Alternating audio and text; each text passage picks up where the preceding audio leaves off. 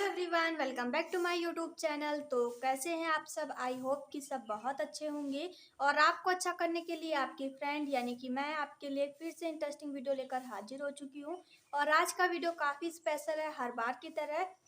तो आज का जो वीडियो है वो बहुत इंटरेस्टिंग, बहुत ही मज़ेदार है। और आज के वीडियो में मैं पूरा चीज़ आपको एक ही लेक्चर में पढ़ा दूंगी। मतलब इंट्रोगेटिव सेंटेंस हम पढ़ने वाले हैं, डायरेक्ट इनडायरेक्ट का। और डायरेक्ट इनडायरेक्ट का इंट्रोगेटिव सेंटेंस पढ़ना कोई मुश्किल बात नहीं, बहुत ईजी है।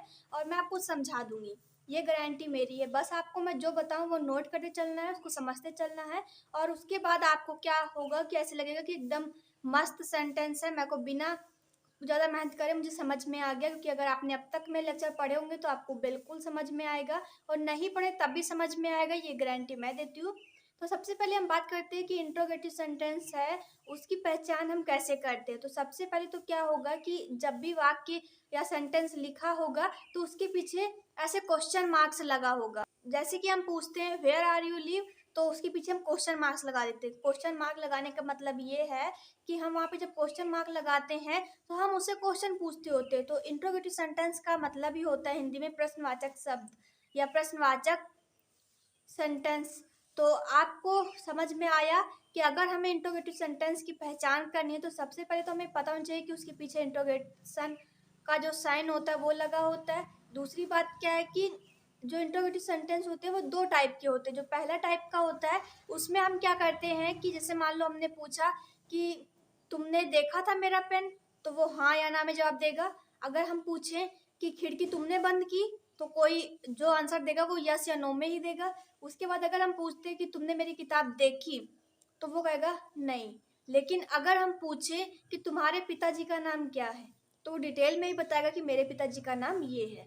अगर हम पूछे कि तुम किस शहर में रहते हो, तो वो शहर का नाम बताएगा। वैसे जैसे कि कोई एक जो पहला सेंटेंस होगा यानी कि जो पहला टाइप होगा उसमें हम यस या नो में आंसर दे सकते हैं। और जो इसकी जो दूसरी पहचान है उसमें क्या होगा, सबसे पहले वो हेल्पिंग वर्ब से स्टार्ट होगा। और दूसरी बात है कि उसको हम यस या नो में आंसर दे सकते हैं। लेकिन जो दूसरा टाइप है उसमें क्या होता है कि हम यस या नो में आंसर नहीं दे सकते हैं, यानी कि हमें उस डिटेल में ही आंसर देना होगा। यानी कि WH फैमिली होगी। WH फैमिली का मतलब क्या है? जो सेकंड टाइप है उसमें WH फैमिली होगी। WH फैमिली का मतलब क्या है? लगभग वर्ड WH से स्टार्ट होंगे, जैसे कि वाट, वेयर, व्हेन, ऐसे करके। लेकिन कुछ वर्ड मतलब डब्ल्यू से स्टार्ट नहीं होंगे, लेकिन वो भी सेकंड टाइप में आते हैं, जैसे कि हाउ। और बहुत सारे वर्ड होते हैं। तो अगर क्वेश्चन मतलब कि कुछ मतलब ऐसे वर्ड आते हैं जैसे कि पहले हेल्पिंग वर्ब से स्टार्ट ना हो और यस या नो में आंसर हम ना दे सके, तो वो सेकंड टाइप का हो गया। आपको कोई प्रॉब्लम नहीं हो रही होगी। मैं फिर से आपको रिपीट कर देती हूँ कि पहला जो प्रकार है उसमें हम यस या नो में आंसर दे सकते हैं। और उसी की दूसरी पहचान है कि उससे जो पहला वर्ड स्टार्ट होगा वो हेल्पिंग वर्ब से स्टार्ट होगा, जैसे कि आर, डू, डिड या कुछ भी ऐसे करके स्टार्ट होने वाला है। लेकिन जो सेकंड टाइप है उसमें क्या होता है कि हम यस या नो में आंसर नहीं दे सकते, हमें डिटेल में आंसर देना होगा। और जो दूसरी बात है कि वो WH फैमिली से स्टार्ट होगा या तो कोई ना कोई क्वेश्चन वर्ड से स्टार्ट होगा, जैसे कि हाउ, व्हेन, वेयर या कुछ भी ऐसा आता है। तो फिर समझो वो सेकंड टाइप का है। अगर फर्स्ट टाइप का है तो वो हेल्पिंग वर्ब से स्टार्ट होगा। तो सबसे पहले हम बात करते हैं जो फर्स्ट पार्ट है उसके जो रूल है वो कौन कौन से हैं। तो सबसे पहले मैं आपको रूल्स दिखाती हूँ, फिर उसको एग्जाम्पल के तौर पे समझाऊंगी और आपको बहुत बेहतर समझ में आने वाला है। तो सबसे पहले हम रूल्स जान लेते हैं। तो सबसे पहले हमें क्या करना है, जैसे कि हम असर्टिव सेंटेंस पढ़ चुके हैं। तो असर्टिव सेंटेंस में क्या होता था, सेड टू को हम टोल में बदलते थे। लेकिन जो यहाँ पे सेड टू आएगा उसमें क्या होगा कि वो आस्क्ड में बदलेगा या फिर इंक्वायर्ड में। आप समझ गए, आस्क्ड या इंक्वायर्ड आप कुछ भी यूज कर सकते हो। कोई ये नहीं है जबरदस्ती कि आपको इस टाइम पे ये यूज करना है, इस टाइम पे ये। आपका जब मन करे तब आप आस्क यूज कर सकते हो, जब आपका मन करे तो इंक्वायर्ड। आप समझ गए हो। उसके बाद जो हम यहाँ पे बात करने वाले हैं, जैसे कि असर्टिव सेंटेंस में हम दैट कंजक्शन का प्रयोग करते थे, लेकिन यहाँ पे इफ या वेदर का प्रयोग करने वाले, जो कि हमने जब असर्टिव सेंटेंस पढ़ते तो मैं बार बार आपसे यही कहते कि इंट्रोगेटिव सेंटेंस में सिर्फ इफ या वेदर का प्रयोग करते हैं। अगर असर्टिव या एक्सक्लामेटरी सेंटेंस होगा तो उसमें दैट का प्रयोग किया जाता है। ये मैं बार बार आपसे कह रहे थे। वैसे ही अभी मैं जो इंट्रोगेटिव सेंटेंस पढ़ना स्टार्ट कर चुके हैं तो उसमें हम क्या करेंगे, इफ या वेदर का प्रयोग करेंगे, ना कि दैट का। आप समझ गए दो रूल। सबसे पहले आस्क्ड या इंक्वायर्ड का प्रयोग करना है विदाउट टू के, मतलब जैसे कि हम सेड टू लिखते हैं तो उसमें हम सेड टू को हम टोल में बदलते थे, टू का प्रयोग नहीं करते थे, वैसे ही हमें यहाँ सेड टू को आस्क्ड टू में नहीं बदलना है, बल्कि सिर्फ आस्क्ड में बदलना है या फिर इंक्वायर्ड में। आप समझ गए हो। उसके बाद हमें दैट का प्रयोग नहीं करना है, बल्कि हमें इफ या वेदर का प्रयोग करना है। उसके बाद जो तीसरा रूल है वो बहुत ही सिंपल है, मैं आगे आपको समझाती हूँ। तो अब तक के जो रूल हमने पढ़े थे, यानी कि असर्टिव सेंटेंस में, कि हम टेंस को बदलते थे, प्रोनाउंस को बदलते थे और एडवर्ब्स को बदलते थे, लेकिन जो यहाँ पे अब तक के हमने रूल सीखे हैं वो जो अब सेंटेंस हम बनाने वाले हैं, यानी कि इंट्रोगेटिव सेंटेंस, जो उसमें जो रिपोर्टेड पार्ट होगा उसको हम उसी के अनुसार चेंज कर देंगे। जैसे कि हमने सीखा था कि टेंस के अनुसार हम कैसे चेंज करते थे, प्रोनाउंस कैसे चेंज करते थे, निकटता प्रकट करने वाले शब्दों को कैसे चेंज करते थे, वो सारे रूल हम यहाँ अप्लाई करेंगे, सिवाय दैट का प्रयोग यहाँ पे इफ या वेदर का प्रयोग करते हैं। आप समझ रहे हो, कोई प्रॉब्लम नहीं हो रही होगी। सबसे पहले रूल मैंने आपको बताया था कि इसमें क्या होगा कि हम आस्क्ड या फिर इंक्वायर्ड का प्रयोग करने वाले हैं। उसके बाद हम इफ या वेदर का प्रयोग करने वाले हैं, ना कि दैट का। उसके बाद जो तीसरा रूल है वो ये है कि अब तक के जो रूल हमने पढ़े थे, यानी कि जैसे टेंस बदलना और प्रोनाउंस बदलना, एडवर्ब बदलना, वर्ब बदलना, जो भी हमने सीखा वो हम यहाँ पे चेंज करने वाले हैं, जैसा कि हम पहले चेंज करते थे। और उसके बाद जब हम इंट्रोगेटिव सेंटेंस का जो डायरेक्ट है, जब उसको इनडायरेक्ट में चेंज करते हैं, तो हम वहाँ पे जो कॉमा होता है उनको हटा देते हैं, उसकी जगह पे इफ या वेदर का प्रयोग करते हैं, और जो लास्ट में क्वेश्चन वर्ड लगता है वो भी हटा के हम वहाँ पे फुल स्टॉप लगा देते हैं। आपको कोई प्रॉब्लम नहीं हो रही होगी। तो हम आगे अब सेंटेंस लेके, एग्जाम्पल लेके मैं आपको बहुत ही बेहतर समझाने वाली हूँ, आपको बहुत बेहतर समझ में आने वाला है। तो देखते रहिएगा, मैं आपको एग्जाम्पल समझाती हूँ। तो यहाँ पे जो रूल्स मैंने आपको बताए सेम मैंने यहाँ पे लिख दिया। तो सबसे पहले रिपोर्टिंग वर्ब सेट टू को हम आस्क्ड या इंक्वायर्ड में चेंज करने वाले हैं। दूसरा रूल है वो क्या है कि यहाँ हम कंजक्शन दैट की बजाय हम यहाँ पे इफ या वेदर का प्रयोग करने वाले हैं। और उसके बाद जो तीसरा रूल था वो ये था कि अब तक जितने भी रूल्स हमने पढ़े हैं वो अब हम यहाँ पे प्रयोग करेंगे, जैसे कि टेंस बदलना, प्रोनाउंस बदलना या एडवर्ब्स बदलना या निकटता प्रकट करने वाले शब्दों में जो परिवर्तन हमने सीखा था, चाहे वो रूल हो, हम सारे यहाँ पे अप्लाई करने वाले। लेकिन जो सबसे पहले हमने सेंटेंस लिया है ताकि आपको मैं समझा सकूं, तो वो यहाँ पे ये है कि the teacher said to boy comma inverted comma are you ill. तो यहाँ पे जो सबसे पहले मैंने फर्स्ट जो टाइप्स था उसके प्रकार, मतलब कैसे हम जानेंगे कि फर्स्ट प्रकार है या सेकेंड, तो यहाँ पे मैंने बताया था कि ये हेल्पिंग वर्ब से स्टार्ट होगा। दूसरी बात की लास्ट में क्वेश्चन वर्ड होगा। और उसके बाद क्या होगा कि यहाँ पे क्वेश्चन किया गया होगा जो कि हम यस या नो में आंसर दे सकते हैं। तो पहला क्या है, आर यू इल, तुम बीमार हो, यस या नो में आंसर देंगे। अब ये तो नहीं कह सकते कि हाँ मैं नहीं बीमार हूँ वो बीमार है, ऐसे तो कह नहीं सकते। हमें यस में कहना कि यस में आंसर देना है कि हाँ मैं बीमार हूँ या नहीं, बस काम खत्म। तो यहाँ पे हाँ या ना में आंसर दे सकते हैं। हेल्पिंग वर्ब से स्टार्ट हुआ है, लास्ट में क्वेश्चन वर्ड लगा है। तो ये है फर्स्ट टाइप्स। तो यहाँ पे हम चेंज करेंगे तो द टीचर का द टीचर ही रहेगा। तो मैं यहाँ पे लिख देती हूँ the teacher, comma inverted comma तो बाद में आएगा, लेकिन यहाँ पे जो सेट टू है इसको हम किस में चेंज करेंगे, आस्क्ड या इंक्वायर्ड में। तो यहाँ पे हम आस्क लगा लेते हैं, कोई मैटर नहीं करता कि यहाँ पे आप क्या प्रयोग करते हो, जो आपको सेट बैठे आप वो करिए। और उसके बाद जो बॉय है इसको सेम लगा देंगे विदाउट टू के। तो यहाँ पे सेट टू था, यहाँ पे टू नहीं लगाना कि आस्क टू आप कर दो, ऐसा नहीं करना है। और यहाँ पे जो कंजक्शन यानी कि कॉमाज हटेंगे, इन्वर्टेड कॉमा हटेगा, तो यहाँ पे इफ या वेदर का प्रयोग करेंगे। आपकी मर्जी आप क्या प्रयोग करते हो। आर यू इल, तो यहाँ पे हम आर को नहीं लिखेंगे, पहले पहले हमें सब्जेक्ट लिखना है। तो सब्जेक्ट यहाँ पे क्या है, यू। तो यू को अगर यू सेकंड पर्सन का प्रोनाउन है, सेकंड पर्सन किसके अनुसार चेंज होता है, ऑब्जेक्ट के अनुसार। और अगर फर्स्ट पर्सन होता तो सब्जेक्ट के अनुसार चेंज होता। तो यहाँ पे जो ऑब्जेक्ट है वो है बॉय। तो बॉय एक थर्ड पर्सन है, और अगर हम मतलब जो यू है वो सब्जेक्टिव केस का है, वो भी फर्स्ट पर्सन। तो यहाँ पे अगर हम सब्जेक्टिव केस के जो थर्ड पर्सन में जाएंगे, यानी कि थर्ड जो पर्सन है उसमें जाएंगे, तो उसमें क्या होता है कि ही शी इट दे चार मिलते हैं। तो शी नहीं लगा सकते क्योंकि वहाँ पे लड़की के लिए प्रयोग होता है। और उसके बाद जो यहाँ पे जो दे होता है वो भी प्रयोग नहीं कर सकते। क्यों? क्योंकि वो बहुवचन होता है और यहाँ पे बचा ही, तो ही का हम यहाँ पे प्रयोग कर लेते हैं क्योंकि ही लड़कों के लिए प्रयोग होता है। यहाँ पे बॉय मतलब लड़का, तो यहाँ पे ही लिख देंगे। और क्या बचा? अब यहाँ पे बचा आर यू इल, तो यहाँ पे यू को हमने चेंज किया था, आपको कोई प्रॉब्लम नहीं हो रही होगी। उसके बाद जो ये आर है, अब इसको लाएंगे, लेकिन आर को हम आर नहीं लिखेंगे बल्कि यहाँ पे चेंज करना होगा। जैसे कि मैंने आपको बताया था रूल्स, कि जितने भी रूल्स हमने पढ़े हैं अब तक वो सारे यहाँ अप्लाई करने वाले हैं। तो यहाँ पे जो आर है, यानी कि मैंने आपको बहुत पहले रूल बताया था कि जो प्रेजेंट इंडिफिनिट है तो उसको पास्ट इंडिफिनिट में, प्रेजेंट कंटिन्यूअस तो पास्ट कंटिन्यूअस में, और अगर प्रेजेंट परफेक्ट है तो पास्ट परफेक्ट में ऐसे चेंज करना है।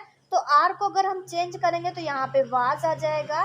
प्रेजेंट कंटिन्यूअस आर है, पास्ट कंटिन्यूअस वाज है, और उसके बाद इल। कोई प्रॉब्लम नहीं हो रही होगी। और जो मैंने रूल बताया, यहाँ क्वेश्चन मार्क्स हट जाएगा, इन्वर्टेड कॉमा हट जाएगा, यहाँ पे सिर्फ फुल स्टॉप लगा देंगे, आपको कोई प्रॉब्लम नहीं हो रही होगी। तो यहाँ पे सेकंड जो है वो भी हम चेंज करते हैं, तो ही सेड टू हर, तो यहाँ पे ही का ही रखेंगे, सेड टू को आस्क्ड या इंक्वायर्ड में बदलेंगे, आपका जो मन करे वो करिए। हर को हर लगा देंगे, टू को नहीं लगाना है, मैंने आपको बताया। इफ या वेदर का प्रयोग करेंगे, उसके बाद आर यू फ्री, तो यहाँ पे आर जो है इसको नहीं लाना है, पहले पहले सब्जेक्ट को लाना है। तो सब्जेक्ट यहाँ पे यू है, यू सेकंड पर्सन है, ये ऑब्जेक्ट के अनुसार चेंज होगा। तो हर को अगर हम चेंज करेंगे तो यहाँ पे ही आएगा। ही के बाद हम यहाँ पे आर, आर को चेंज करेंगे तो वास, अभी मैंने सेम आपको बताया। और उसके बाद फ्री, कोई प्रॉब्लम नहीं हो रही। क्वेश्चन वर्ड हट, क्वेश्चन मार्क्स हट जाएगा, इन्वर्टेड कॉमा हट जाएगा, यहाँ पे फुल स्टॉप लगा देंगे। कोई प्रॉब्लम नहीं हो रही होगी क्योंकि आपको प्रॉब्लम होनी भी नहीं चाहिए। तो यहाँ पे जो आर है, हर यहाँ पे लड़की के लिए, तो सॉरी यहाँ पे सी लगा देंगे, मैंने ही गलती से लगा दिया। जो यहाँ पे पूरा वाक्य बन के तैयार होता है वो क्या है कि he asked her if she was free. तो यहाँ पे हम आगे पढ़ते हैं रूल।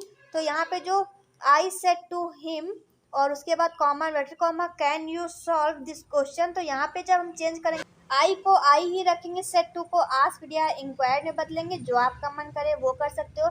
हिम को हिम ही रखने वाले हैं, कंजक्शन को हट, मतलब कंजक्शन यहाँ पे लगाएंगे इफ या वेदर। कैन को हम कैन नहीं लाएंगे, पहले पहले सब्जेक्ट लाएंगे। तो सब्जेक्ट यहाँ पे यू है, यू सेकंड पर्सन है, ऑब्जेक्ट के अनुसार चेंज होगा।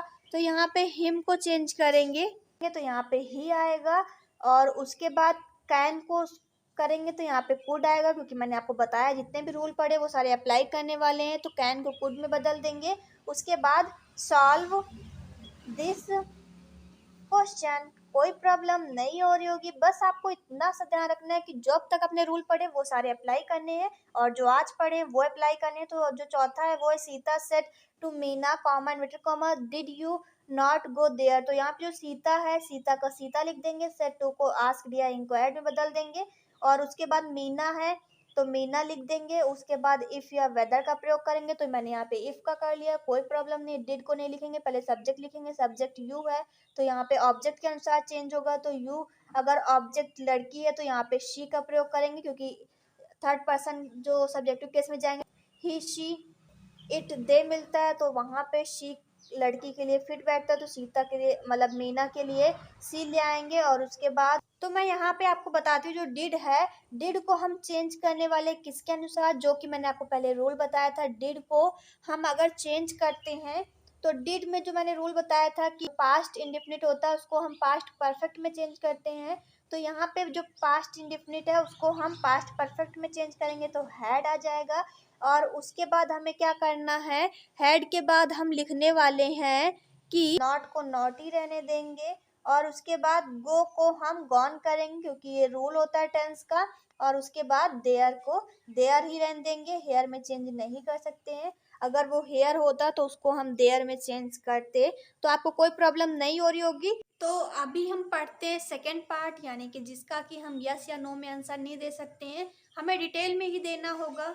और उसको हम पढ़ते हैं, और उसको पढ़ने के लिए बहुत ही सिंपल है। आपको क्या करना है, सिर्फ एक रूल ध्यान रखना है, यानी कि अब तक जो हम पढ़ते हैं कि इफ़ या वेदर का प्रयोग करने वाले हैं, अब वहाँ पे नहीं करेंगे। क्यों नहीं करेंगे? क्योंकि वहाँ पे जो क्वेश्चन वर्ड है वही काफ़ी होता है, और उसकी जगह पे हम इफ़ या वेदर का प्रयोग नहीं करते हैं। सिर्फ आपको इतना ध्यान रखना है, बाकी रूल्स पुराने, वहाँ पे आस्क्ड या इंक्वायर्ड का ही प्रयोग होगा। उसके बाद जो क्वेश्चन मार्क है वो हट के फुल स्टॉप का लास्ट में प्रयोग होता है। उसके बाद जितने भी रूल्स थे यानी कि जो हम पहले यूज करते थे वही सारे यूज हम अब भी करेंगे। टेंस बदलते वक्त, प्रोनाउंस बदलते वक्त या एडवर्ब बदलते वक्त या कुछ भी जो कि अब तक हम पढ़ते आए हैं। सिर्फ आपको एक नया रूल ध्यान रखना है कि यहाँ पे क्वेश्चन वर्ड होता है उसी का प्रयोग करते हैं, इफ या वेदर का प्रयोग नहीं करते हैं। आपको कोई प्रॉब्लम नहीं हो रही होगी। मैं आपको एग्जाम्पल दिखाती हूँ। तो यहाँ पे जो मैंने नया रूल सिर्फ एक ही है, यहाँ पे तो मैंने एक ही लिखा है, बाकी सारे पुराने तो मैंने वो नहीं लिखा है।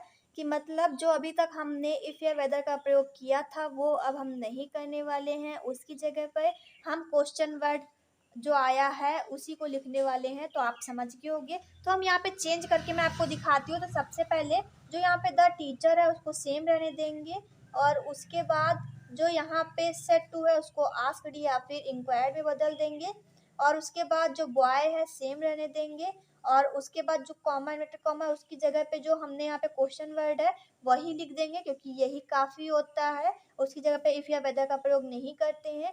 और उसके बाद जो इज़ योर नेम, तो यहाँ पे जो ये सेंटेंस है इसको चेंज करते वक्त आपको ध्यान रखना है कि इसको हम चेंज करने वाले हैं। तो यहाँ पे लड़के से पूछा गया है, अगर लड़की होता तो यहाँ पे हम क्या करते कि हर लगा देते हैं, लेकिन यहाँ पे लड़का है तो यहाँ पे हम क्या करेंगे कि हिज का प्रयोग करेंगे, और हिज के बाद नेम सेम रहेगा, और इस जो है वो इसको हम लास्ट में चेंज करेंगे तो यहाँ पे वाज लगा देंगे।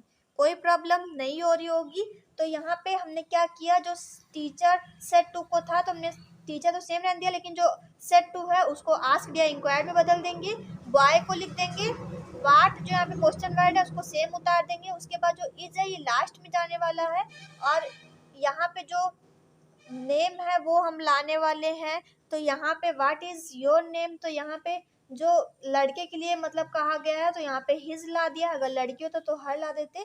नेम सेम रहेगा। उसके बाद इसको हम सेंटेंस है उसको तो चेंज करना ही, तो यहाँ पे हम इसकी जगह वाच कर देंगे। कोई प्रॉब्लम नहीं हो रही होगी। उसके बाद जो सेकंड रूल है मतलब सेकंड सेंटेंस है वो चेंज करते हैं, तो सीता का हम सीता ही रख देंगे। सेट टू को हम आस्क्ड में बदल देंगे या फिर इंक्वायर्ड में, और उसके बाद रामू का रामू ही रहने देंगे।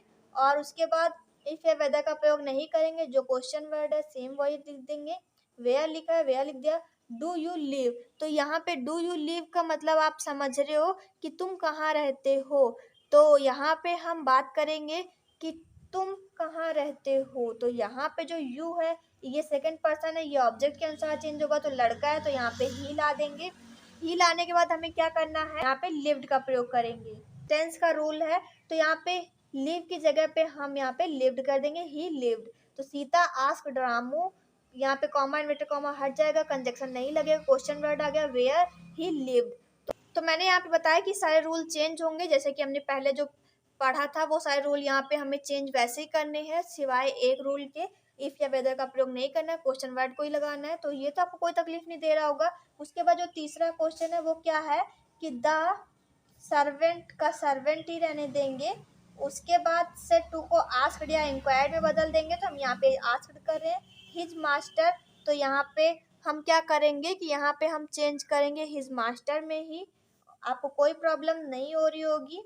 और उसके बाद जो कॉमा इन्वर्टेड कॉमा उसको हटा के यहाँ पे जो क्वेश्चन वर्ड है व्हेन वही लिख देंगे। डू यू इंटेंड टू पे मी, तो यहाँ पे हम क्या करेंगे कि यहाँ पे हमें चेंज करना है यू को। तो यू यहाँ पे सेकंड पर्सन है, ऑब्जेक्ट के अनुसार चेंज होगा। तो यहाँ पे ही ला देंगे। यहाँ पे ही मास्टर के लिए, अगर आप चाहो तो यहाँ पे ऐसे लिख सकते हो ब्रैकेट में, अगर ना चाहो तो नहीं भी लिख सकते हो, कोई वो नहीं है।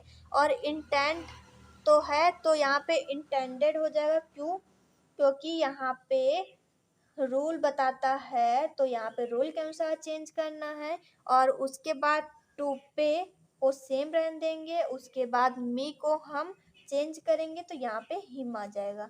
कोई प्रॉब्लम नहीं होगा। आई होप कि आज का वीडियो आपको अच्छा लगा होगा। अगर अच्छा लगा है तो वीडियो को लाइक कर दे, शेयर कर दे, कमेंट कर दे, और अपने दोस्तों के साथ शेयर करना बिल्कुल भी ना भूले, ताकि वो भी इस वीडियो का फ़ायदा उठा सके। तो मिलते हैं नेक्स्ट वीडियो के साथ, तब तक के लिए बाय।